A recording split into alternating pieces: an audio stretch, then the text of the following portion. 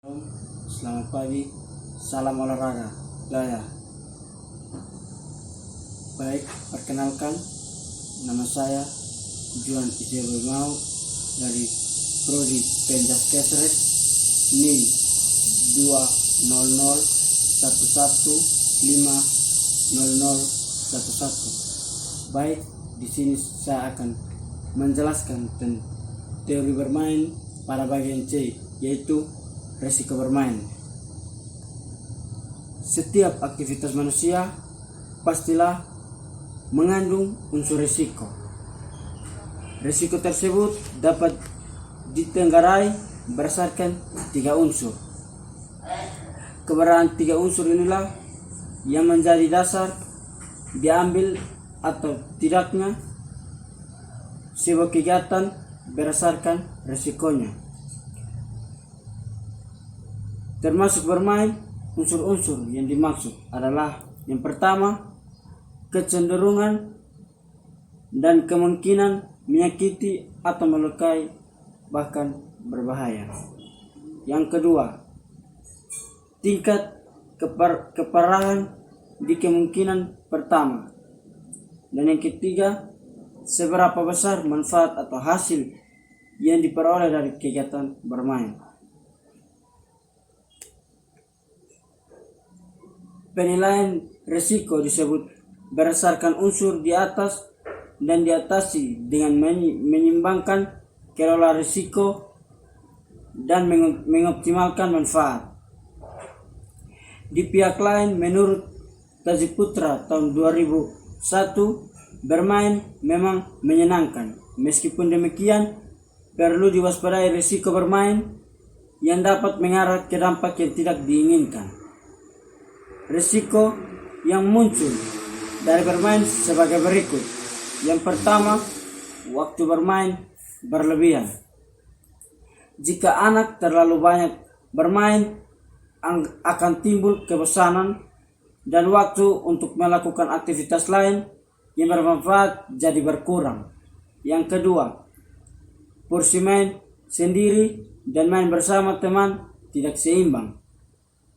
Main bersama teman sebaya memang penting untuk mengasah sosialisasi. Yang ketiga, ada penekanan berlebihan untuk main sesuai jenis kelamin anak. Misalnya, anak perempuan hanya boleh main boneka, bukan mobil-mobilan, padahal anak di usia dini perlu diperkenalkan dengan berbagai jenis permainan dan mainan. Yang keempat, alat permainan tidak tepat. Alat permainan tidak tepat apabila berbahaya atau mengandung zat beracun, misalnya pilihan orang tua yang dipaksakan terlalu sedikit jenisnya. Yang kelima, terlalu banyak atau terlalu sedikit campur tangan orang tua.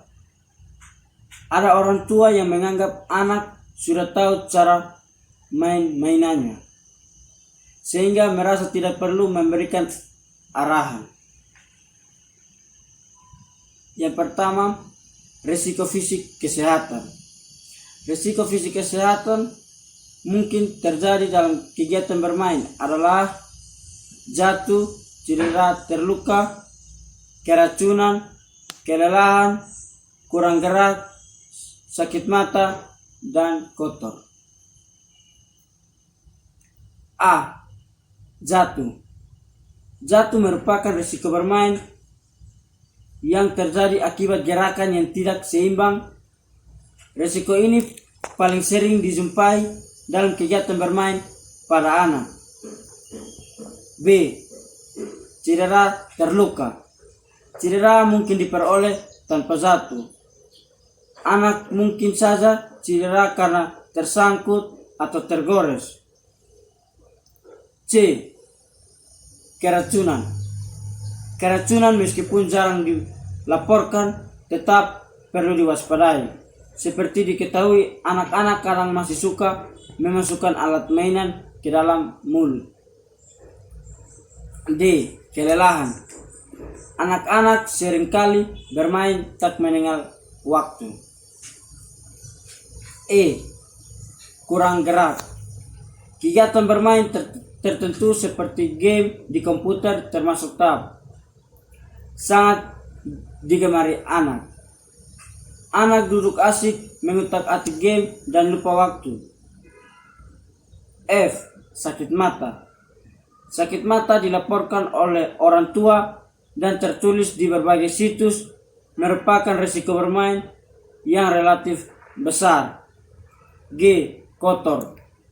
Kotor merupakan risiko bermain yang dapat dikatakan sebagai konsekuensi logis, terlebih lagi bermain luar ruang yang menguras energi. Yang kedua, risiko psikis. Risiko psikis adalah segala risiko bermain yang berakibat pada kondisi psikis anak.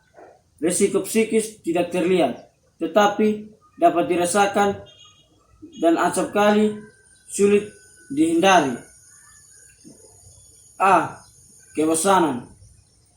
Anak-anak bukanlah manusia dewasa yang dapat bertahan lama dengan suatu aktivitas. Anak-anak berpindah aktivitas dalam hitungan menit. Mereka cepat bosan. Sebagian anak memang dapat menyelesaikan kegiatan main tertentu dan tekun melakukan eksploitasi. Motivasi kegiatan lain menurun. Dilaporkan bahwa anak-anak menggunakan waktu bermain tanpa manajemen yang baik mengakibatkan menurunnya motivasi untuk melakukan kegiatan lain menurun. Emosi labil dan apatis. Belum diketahui pasti kaitan antara bermain pasif dengan kelebihan emosi. Meskipun demikian, ditemukan fakta bahwa bermain membuat anak-anak tertentu mudah marah, mudah sedih, dan mudah bosan. Yang ketiga, risiko sosial. Bermain sebenarnya adalah sarana yang tepat untuk mengembangkan kemampuan bersosialisasi, berkomunikasi, dan memupuk kepercayaan diri.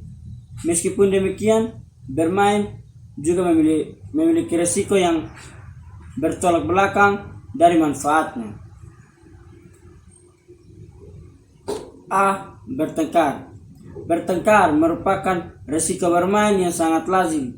Hampir tidak ditemukan anak yang pernah bertengkar pada saat bermain. Eksklusivitas. Bermain sering menimbulkan risiko eksklusivitas karena anak memiliki kecenderungan berkelompok. Anak-anak dengan kegemaran bermain boneka, bermain balok, bermain outdoor secara sadar membentuk kelompok dan menolak kedatangan anak dari luar kelompok.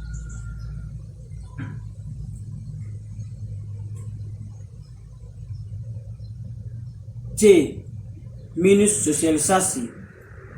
Bermain sesungguhnya membantu anak untuk bersosialisasi. Meskipun demikian, bermain individu yang mendatangkan keasikan pribadi justru meniadakan keuntungan itu.